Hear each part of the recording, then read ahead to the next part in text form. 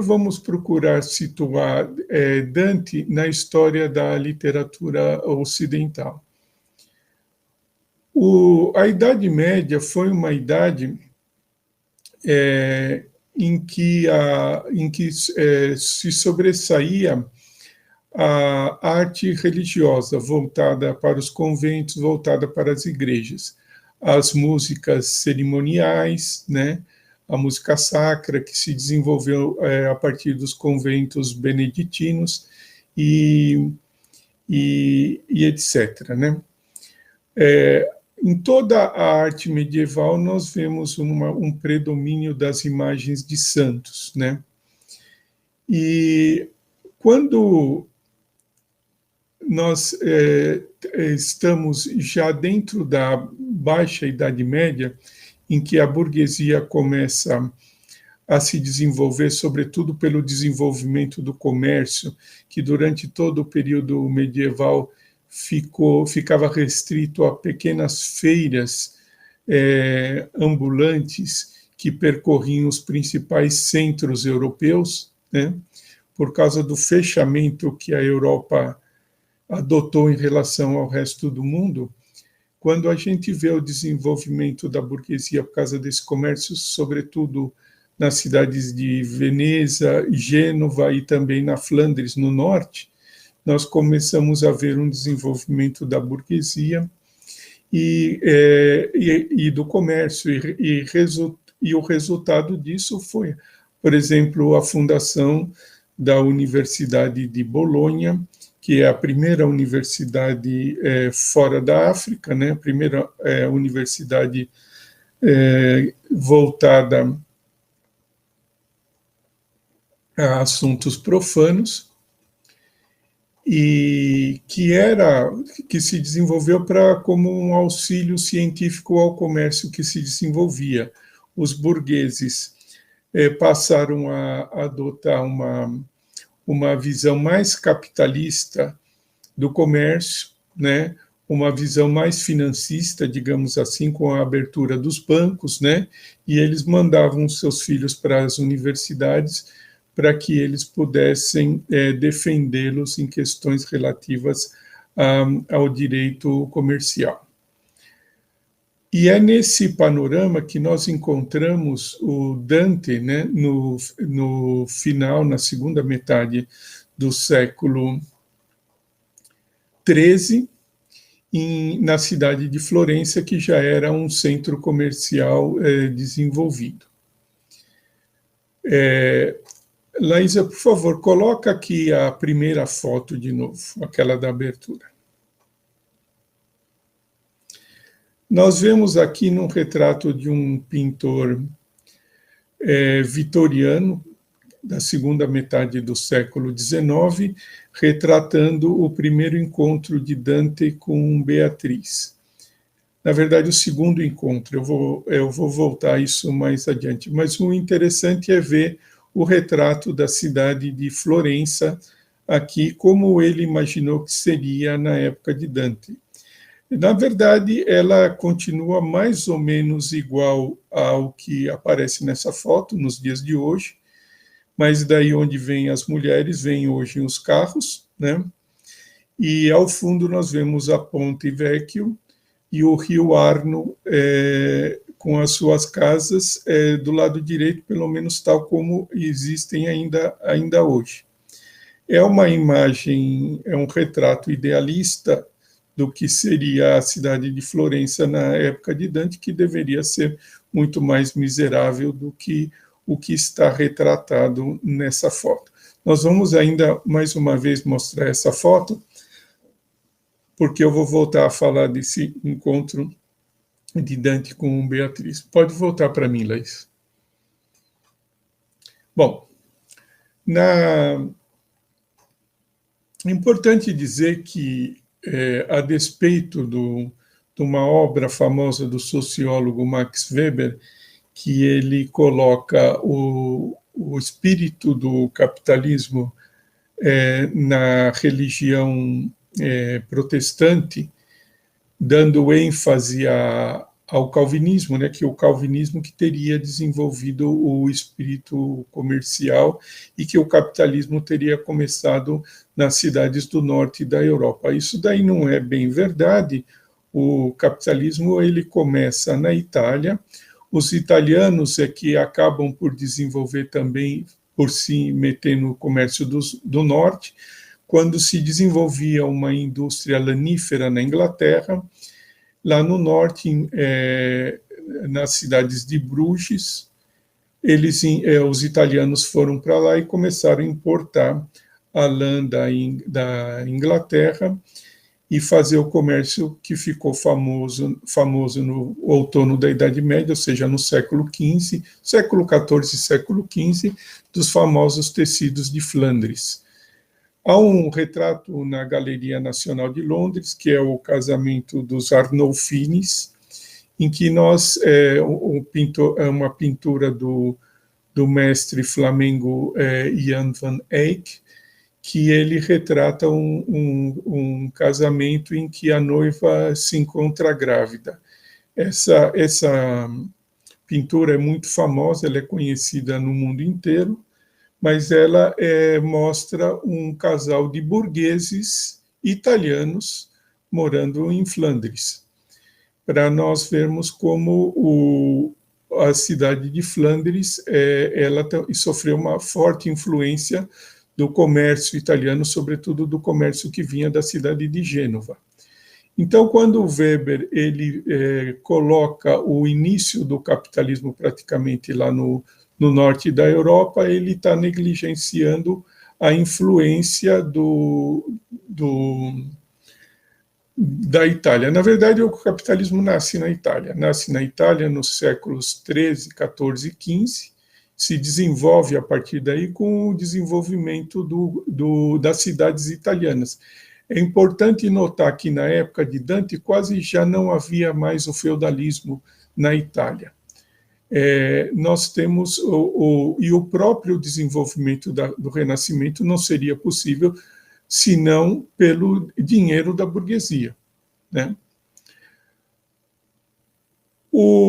Mas vamos regredir um pouco no tempo, lá por volta da Primeira Cruzada, que começa justamente a desenvolver o comércio, porque os exércitos que se deslocaram do norte da Europa e de diversas outras regiões da Europa para guerrear na Terra Santa, eles acabaram criando uma espécie de uma rota migratória que precisava de postos de abastecimento. E isso favoreceu bastante o desenvolvimento do comércio. E também as rotas dos peregrinos, né, dos romeiros, né, que se dirigiam a Roma, daí o nome, para reverenciar o Papa, e também daqueles que se dirigiam para Santiago de Compostela para reverenciar o suposto túmulo do apóstolo Tiago. Essas romarias, ou melhor, essas rotas de peregrinos, elas serviram para também, além de transmitir o comércio e desenvolver postos comerciais, também para uma difusão cultural. E a difusão cultural que vem do sul da França, da região da Provença, elas acabam influenciando a literatura do norte da Espanha, a chamada literatura galaico-portuguesa, onde nós teremos a figura dos trovadores. Então, os trovadores provençais, os trovadores castelhanos e também os troveiros franceses e os trovadores galaicos portugueses, eles acabaram influenciando todo um novo estilo literário que acabou chegando à Itália e sendo absorvido pela chamada escola siciliana. A escola siciliana, ela que é da região da Sicília e da região de Nápoles, né? ela cria um estilo novo de poesia, com a formação de novos modelos, de novas formas literárias, né? É lá, por exemplo, que nasce o soneto, uma forma literária que existe e que é adotada até os dias de hoje. Depois, mais para o norte da Europa, se desenvolve um novo estilo que tem como centro o amor, né? Assim como fora no estilo trovadoresco, que é chamado Dolce Stil Nuovo, os quais os representantes são, sobretudo, Guido Cavalcanti, um poeta muito estimado pelo próprio Dante, né? E o próprio Dante também, que adotaram esse estilo. Esse já é o Dolce Stil Nuovo, já é um estilo que é um prenúncio do humanismo. O humanismo que começa alguns anos antes com São Francisco de Assis, que ele acreditava na existência de uma grande fraternidade cósmica entre todos os homens e todos os animais, enfim, entre todas as criaturas de Deus. É o chamado Cântico das Criaturas, né? E que acabaria por influenciar toda a literatura na Europa. O Dante, ele é um poeta da cidade de Florença, cujo pai pertencia à facção política dos Guelfos. Haviam duas facções políticas importantes na Itália, que eram os Guelfos e os Gibelinos, né? Em italiano, Ghibellini. Os Guelfos, eles eram partidários do Papa e os Gibelinos eram partidários do imperador do Sacro Império. O Sacro Império Romano Germânico, ele estava ligado à Igreja, mas havia uma divisão entre os partidários do Papa e os partidários do imperador. O Dante, quando ele começa a se envolver com a vida política, ele também se torna um partidário dos Guelfos, que era o partido dominante na região de Florença. Quando os gibelinos tomam tomam o poder na cidade de Florença, os guelfos não veem a sua liberdade política ameaçada. Mas quando eles próprios se dividem entre os guelfos brancos e os guelfos negros, e quando esses guelfos negros predominam sobre os guelfos brancos, dos quais o Dante e o pai dele faziam parte, o Dante acaba indo para o exílio e ele nunca mais poderá pisar novamente na cidade de Florença. Ele acaba morrendo no exílio, em Ravenna, onde ele é enterrado, e até hoje existe o túmulo dele lá. Apesar de que existe um monumento em homenagem a ele na Santa Croce, em Florença, né?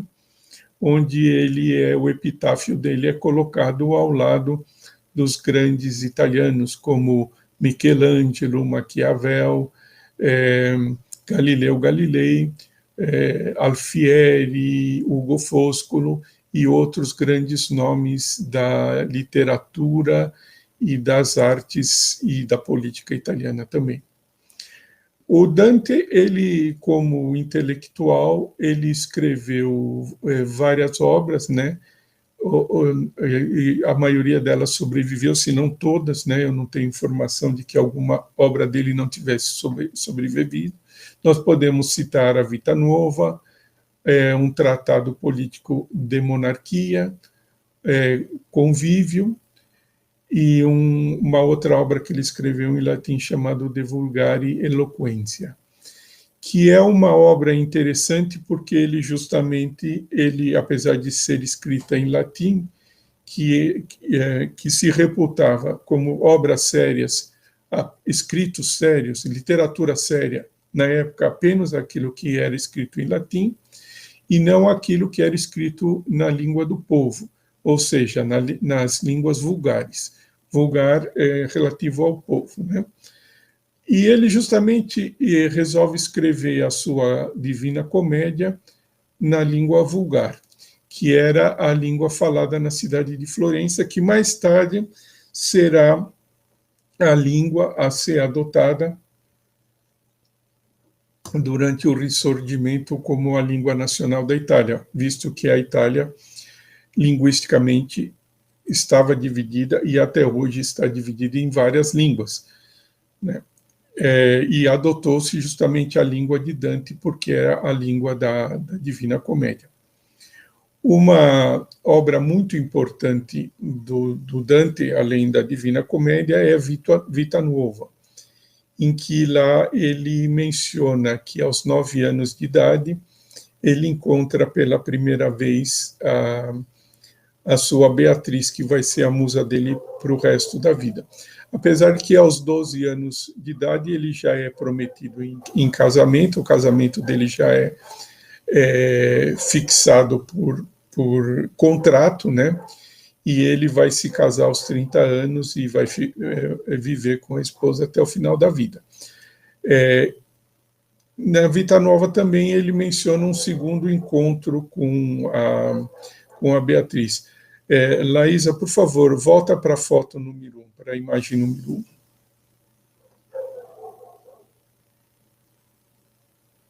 Então, a Beatriz é a de azul, né, que vem logo atrás. Só que aí o pintor retrata um Dante mais velho, né? Não um Dante com 19 anos, que é quando ele encontra pela segunda vez a Beatriz. Ele a cumprimenta, ela responde ao cumprimento dele, e aí fica marcado uma paixão para o resto da vida, evidentemente uma paixão platônica. E é importante falar dessa paixão platônica, porque o pensamento de Dante é um pensamento neoplatônico, né? E é o pensamento neoplatônico que ele desenvolve na comédia, porque a gente vai ver quantas vezes é pronunciada a palavra amor na Divina Comédia, e ela está no último verso do poema. Existe ali uma forte influência aristotélica também, que veio por meio da escolástica, né? O Dante ele é um discípulo de São Tomás de Aquino, e há também algumas interpretações que veem a Divina Comédia como a versão poética da Suma Teológica de Santo Tomás de Aquino.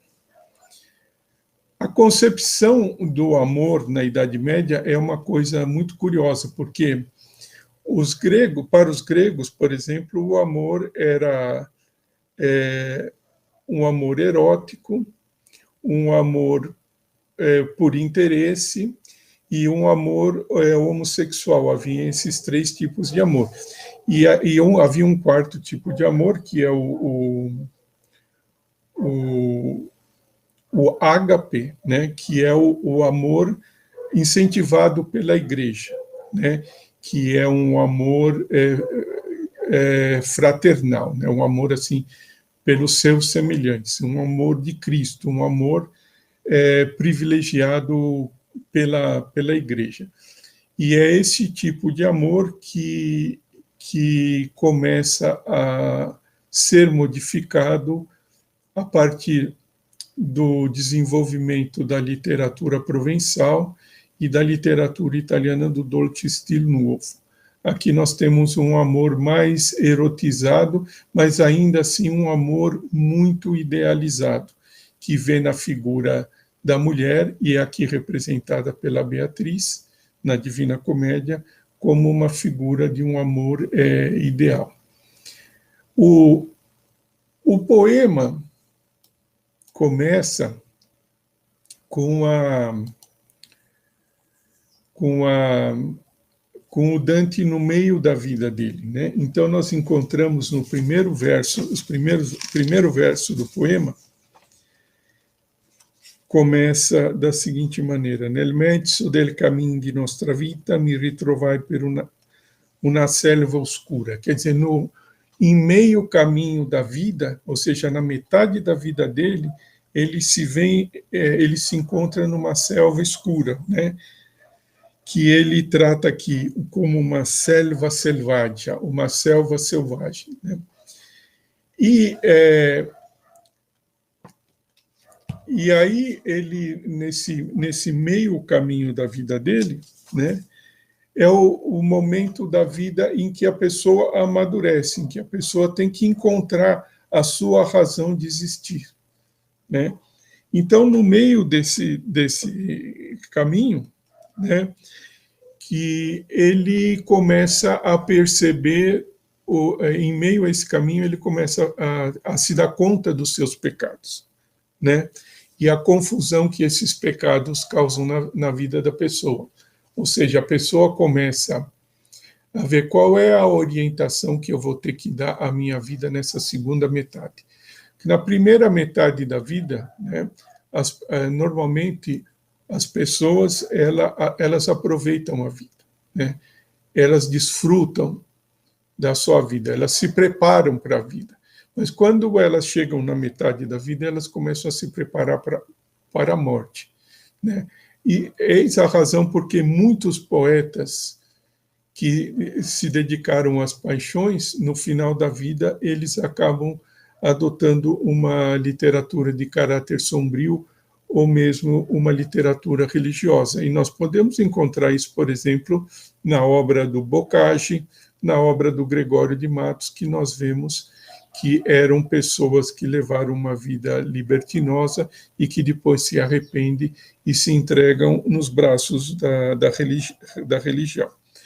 Então, quando ele se encontra envolto nessa selva escura, ele passa a caminhar em direção ao sol, né? E aí, então, ele se encontra, ele percebe uma sombra, e essa é a sombra do poeta Virgílio, que foi o grande poeta latino, autor da Eneida, que é um livro que relata a Odisseia de Enéas, que foi o último troiano que sobreviveu à guerra de Troia, e que ele faz uma odisseia semelhante à de Ulisses, até que ele acaba se encontrando, acaba chegando à região do Mar Tirreno, né, na Etrúria, onde hoje é a Toscana, e para dar início à raça dos romanos, né? Os descendentes de Enéas serão Rômulo e Remo, e Rômulo será o fundador da cidade de Roma, que dá a origem ao grande império. Então, é isso que é tratado na Eneida. E o Virgílio, ele é o exemplo de o poeta, né? Quando nós falamos o poeta, nós nos referimos a Virgílio. E é justamente Virgílio que vai guiar Dante no inferno e no purgatório. O poema A Divina Comédia, ele é dividido em três partes: o inferno, o purgatório e o paraíso. Cada uma dessas partes, né, ela é dividida em 33 cantos. O inferno em 34, o paraíso em 33 e o purgatório em 33. Né? Então, são essa divisão para que no final elas conformem 100 cantos. Né? Então, é um livro dividido em 100 cantos. Cada parte dessa vai ser percorrida pelo Dante atravessando 10 círculos, né? Então, nós temos os 10 círculos do inferno, os 10 círculos do purgatório e os 10 círculos do paraíso. Quando o Dante chega à porta do inferno, junto com Virgílio, existe uma inscrição que diz o seguinte: Lasciai ogni speranza voi cantrate. Ou seja, abandonai toda a esperança, vós que entrais. Ou seja, quem adentra as portas do inferno tem que abandonar toda a esperança, porque dali não vai sair por toda a eternidade. Então, o Dante ele vai percorrer os 10 círculos do inferno, e o primeiro círculo é o limbo. Eu não vou mencionar aqui todos os círculos, porque vai ficar meio pesada essa explicação. Mas o primeiro círculo é o círculo do limbo, onde todos os pagãos virtuosos vão depois da morte. Por que virtuosos e por que pagãos? Porque eles nasceram antes de Cristo. Então, ali estaria o próprio Virgílio, né? Ovídio, Homero, Horácio, e também os patriarcas bíblicos, né? Todas as personagens do Antigo Testamento estariam no limbo, né? Apesar de que existe um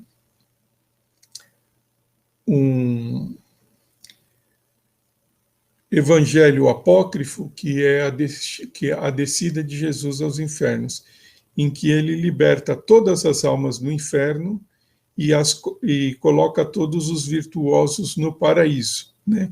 Então, mesmo as almas dos pagãos, elas deveriam se encontrar no paraíso se eles levaram uma vida virtuosa. Mas essa imagem não é a imagem que chega até a Baixa Idade Média, quando o poema é escrito, né? Então, depois ele passa a percorrer vários ciclos do inferno que têm relação com os 7 pecados capitais: a luxúria, a gula, a ganância, né? Mas não todos. Os ciclos infernais, os círculos do purgatório, sim, serão todos dedicados aos pecados capitais, né? E depois os ciclos do paraíso serão representados pelos planetas, né? E pelos planetas de acordo com a astronomia de Ptolomeu, né? Em que nós temos um céu fixo, com vários ciclos também, né? Como se nós tivéssemos vários globos, um dentro do outro, e esses globos giram, né? Então, quando o movimento das estrelas seria representado pelo giro daquele globo onde se encontram as estrelas fixas, né?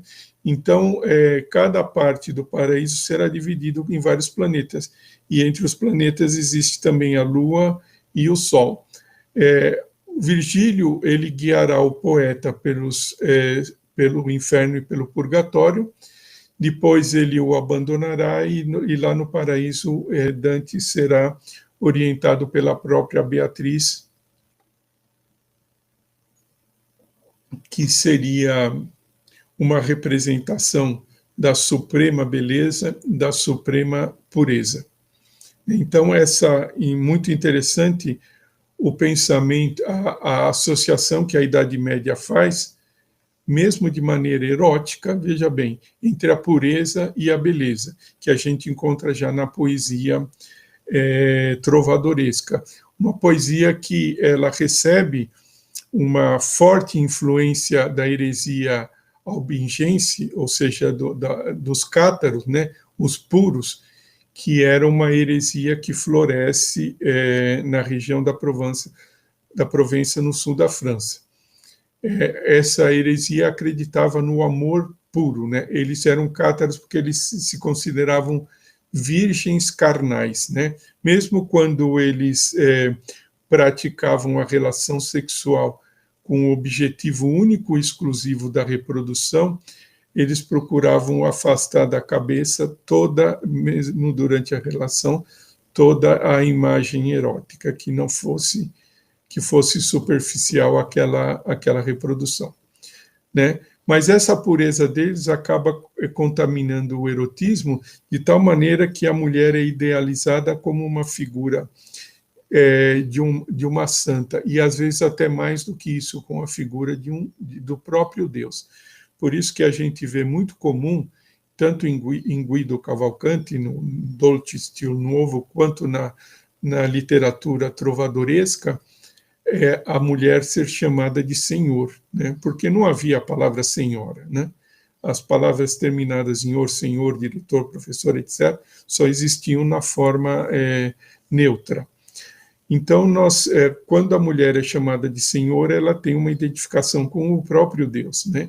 Então, a mulher é idealizada ao extremo, e é essa mulher que Dante vai encontrar no paraíso.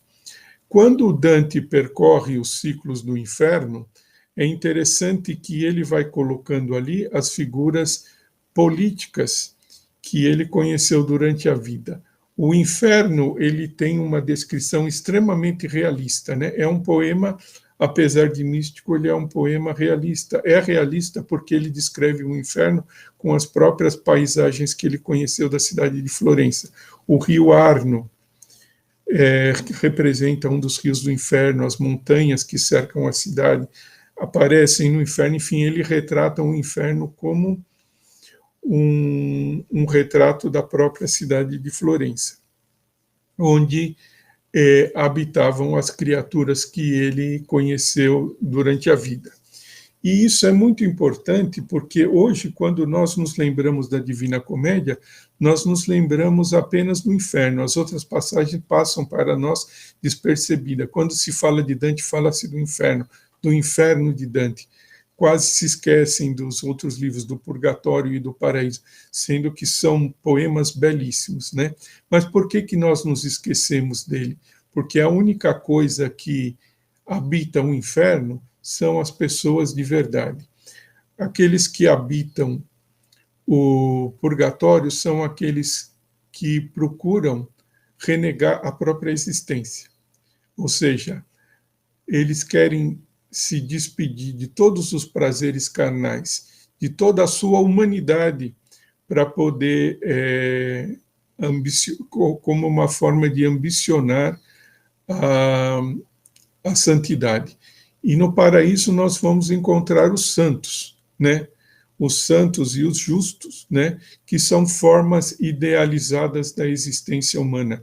Não são formas reais. As formas reais estão todas no inferno.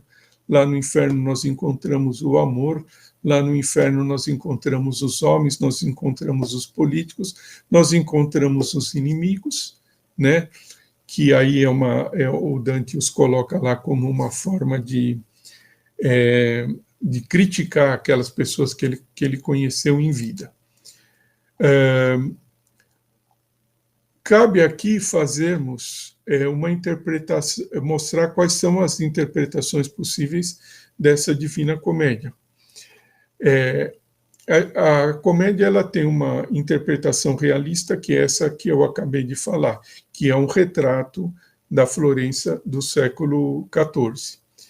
Ela tem uma dimensão política também, né, que é uma crítica à divisão política da Itália entre os guelfos e os gibelinos, entre os guelfos negros e os guelfos brancos. Também ele coloca episódios tirados de boletins policiais também, como é o caso de Gianni Schicchi, que depois vai virar uma ópera do Puccini, que se trata de uma fraude num testamento, né, feita por um imitador. A pessoa morre e a família, e como ela não deixa testamento, a família contrata um ator para imitar a pessoa que morreu no leito de morte e chama um notário, um funcionário do cartório, para lavrar o testamento no berço de morte. Mas a pessoa que estava ali, o verdadeiro testamentário, já havia morrido. Também existe uma interpretação evidentemente religiosa, mas essa interpretação religiosa não existe mais, né? Ela morre com a Idade Média. Nós não podemos interpretar os episódios religiosos que aparecem na Divina Comédia, apesar de ser um poema religioso, como uma coisa que faria sentido para nós hoje em dia do ponto de vista religioso. Sobretudo hoje em que a religião não existe mais, né? Hoje em dia a religião ela é um mero grito de desespero, né? Um grito de desespero de uma política moribunda, né? Que procura pegar nos últimos resquícios de moralidade da sociedade, né? Aquele conservadorismo violento, né? Que é trazido pelas reminiscências religiosas do passado. A religião hoje em dia ela é apenas um negócio como outro qualquer. Religião é dinheiro, Cristo é apenas ouro e nada mais, não existe mais o Cristo dos evangelhos, né? O que existe é o Cristo da igreja, é o Cristo das igrejas protestantes, que não passa de um negócio da pior qualidade, um negócio de enganação das pessoas, uma espécie de baú da felicidade para o paraíso, né? E que, em última análise, ela sobrevive por causa da política. E existe também uma interpretação alegórica que é proposta pelo próprio Dante, mas é uma interpretação alegórica que também não sobrevive, porque a alegoria medieval ela seria mais bem interpretada pelos próprios medievais. Mas essa interpretação alegórica muda com o Renascimento, muda com o Barroco, muda com o Romantismo, né? E, sobretudo, a partir do simbolismo, que é já um movimento literário representante de um capitalismo tardio, um capitalismo moribundo também, né? Que é o capitalismo que vai abrir o século XX, né? E que, devido à riqueza acumulada, esse capitalismo pretendia abrir um novo renascimento, como foi o que aconteceu com o advento do capitalismo, que faz surgir a Renascença, com pintores como Botticelli, etc. Mas esse capitalismo do final do século XIX é um capitalismo que vai morrer, né? Vai morrer não, é que ele vai projetar um século XX não como se fosse assim igual uma onda de maré que invade a praia, né? Alastrando toda aquela riqueza para toda a sociedade, para um desenvolvimento das artes, para um desenvolvimento da ciência, para um desenvolvimento da humanidade no sentido de um progresso. Ela abre-se mais como as lavas de um vulcão que vão escorrendo e abrindo gretas no terreno, né? Então, nós encontramos gretas que promovem um grande desenvolvimento da ciência, um grande desenvolvimento da medicina, por exemplo, mas, ao mesmo tempo, desenvolve uma grande miséria, né? Então, nós temos agora, a partir daí, um desenvolvimento humano que não é exatamente humano. Então, nós encontramos um século XX que descobre a cura de diversas doenças, que leva a ciência leva o homem até o espaço, desenvolvimentos científicos da maior magnitude e um desenvolvimento cultural que prometia, mas que não veio. E, ao mesmo tempo, nós temos aqui guerras, genocídios, uma sociedade extremamente desigual, né? Então, nós vemos um progresso que se alastra como os rios que cortam a floresta. E essa floresta é aquela mesma floresta escura na qual nós nos encontramos no meio da nossa vida. Nós vamos passar agora algumas fotos para eu mostrar um pouco da Divina Comédia, como ela foi ilustrada. Isso daí é o grande pintor renascentista Botticelli, ele faz uma reprodução aí dos níveis do inferno. Aqui no nível mais baixo, que aparece em fórmula de cúpula, ali se encontra o Satanás. Satanás e os traidores, né? Então, o pior castigo que um ser humano podia receber era o castigo da traição. E Satanás aparece como um grande monstro com asas de morcego e que ele não para de bater essas asas. Ele está mergulhado, metade do corpo mergulhado num lago, e o bater das asas vai esfriando a água desse lago de maneira que ele fica congelado e ele não pode sair. E ele insistentemente continua batendo as asas como forma de poder subir de volta para o céu, já que de lá ele foi atirado, né, como um anjo caído, e ele não consegue. Então, isso daí, essa alegoria pode ser interpretada tranquilamente da seguinte maneira: Satanás, se ele pedisse perdão a Deus, Deus perdoaria, mas o orgulho dele não deixa, e é o orgulho que faz com que ele continue preso eternamente naquele gelo que é promovido por ele mesmo. E o bater das asas mostra o orgulho dele, né? O orgulho de querer se livrar daquela situação por conta própria, porque ele se sente indignado de ter que pedir o perdão a Deus. Vai para a próxima, Laísa. Aqui nós vemos uma representação do pintor romântico Eugène Delacroix, quando o Virgílio leva Dante a atravessar o inferno no barco, atravessar o rio Aqueronte no barco, que leva ao reino dos mortos. A próxima. Aqui é o Dante na selva escura. A próxima.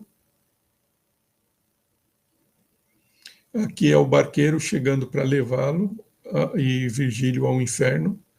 É um detalhe, essa ilustração é de um gravador do final do século XIX chamado Gustave Doré, que ele também ilustrou toda a Bíblia, ilustrou o Paraíso Perdido de Milton, o Dom Quixote e várias outras obras de literatura. É considerado o maior gravador de todos os tempos. A próxima, por favor. Aqui é o episódio que eu reputo o mais bonito de toda a Divina Comédia, em que Virgílio e Dante eles estão caminhando no inferno. Essa é a passagem do quinto canto da Divina Comédia, em que eles encontram o casal Francesca e Paulo e Francesca, que são açoitados pelo vento, né? A história de Paulo e Francesca é o seguinte: Francesca era da cidade de Rímini, né, onde fica a foz do rio Po, no Adriático, e ela foi prometida em casamento, casou muito jovem, já com um homem de idade, e esse homem era um comerciante que fazia muitas viagens. E ele deixava o irmão dele, que também era jovem, cuidar da esposa dele. E um dia eles estão lendo os romances de cavalaria, né, do ciclo do rei Arthur, e a parte em que Lancelot trai o próprio amigo com a rainha Genebra. E essa passagem do livro, quando eles estão lendo juntos, né, em que o livro retrata um beijo, eles se olham nos olhos e se beijam. Uma das pessoas que trabalhava na corte,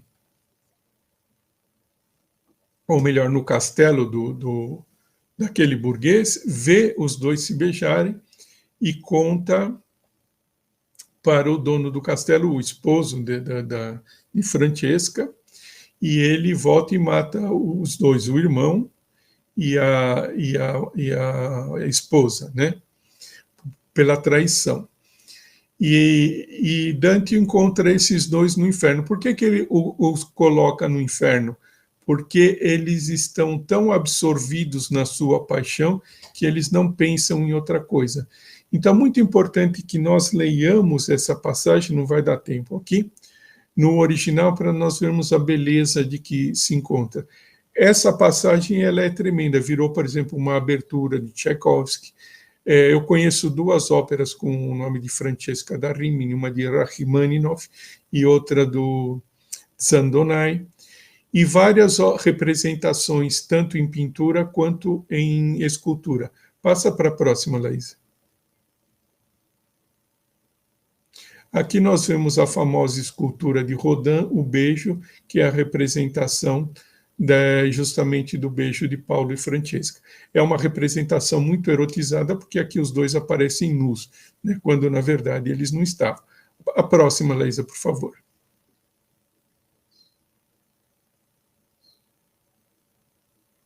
Pode passar para a próxima, Laísa.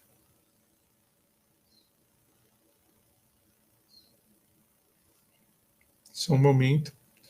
Essa é uma representação mais fiel do escultor neoclássico, o Antônio Canova, uma escultura que se encontra no Museu de Luxemburgo, que se chama Paulo e Francesca.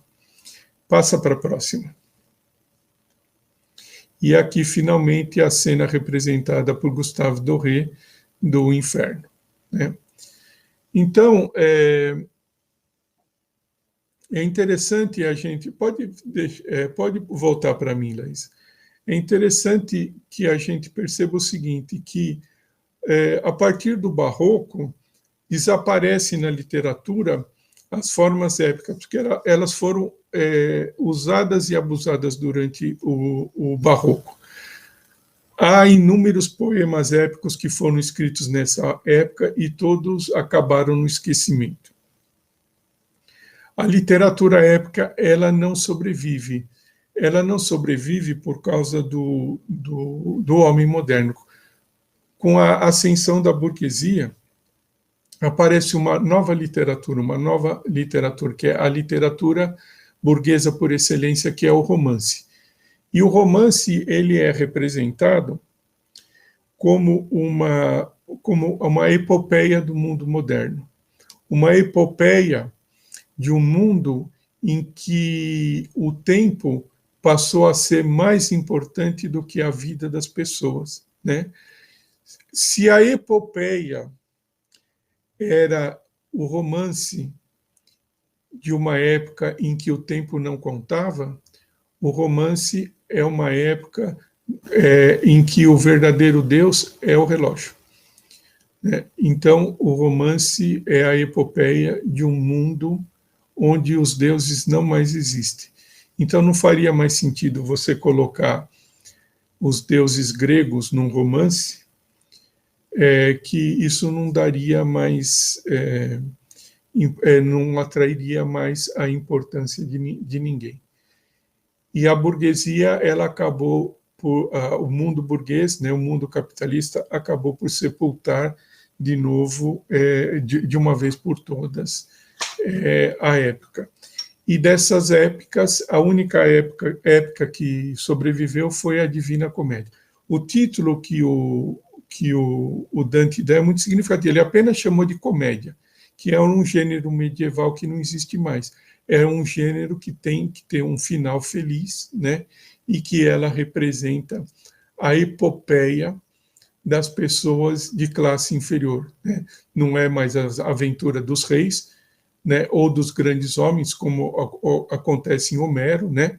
Homero, nós temos a epopeia de Aquiles, que era um rei, a Ilíada, a epopeia de Ulisses, que era um rei também. Em Virgílio nós temos a epopeia de Enéas, que era um guerreiro.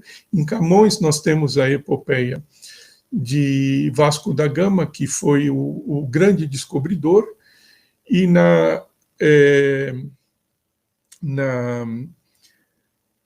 no Orlando Furioso nós temos a epopeia de Orlando, que foi um grande guerreiro medieval.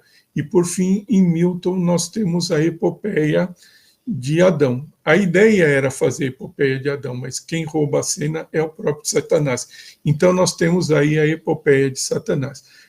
Mas não é exatamente uma epopeia o poema do Dante, e sim um poema religioso. Mas por que nós não podemos chamar de epopeia? Porque não existe a ação, aquela que caracteriza a epopeia.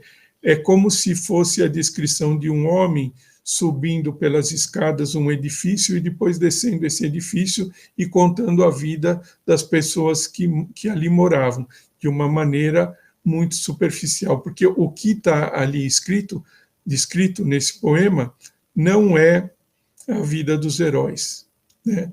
É a vida das pessoas triviais que habitavam o mundo com todos os seus problemas humanos. O inferno é a grande epopeia do ser humano, não mais como um herói, mas simplesmente como uma pessoa que passa e não fica.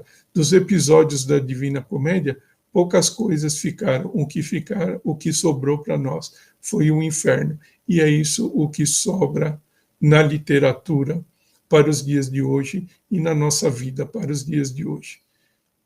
Tá, muito obrigado. Nós vamos ficando por aqui e na próxima semana nós voltamos com mais um programa de música clássica, agora voltando ao ciclo das óperas completas de Giuseppe Verdi. Até mais.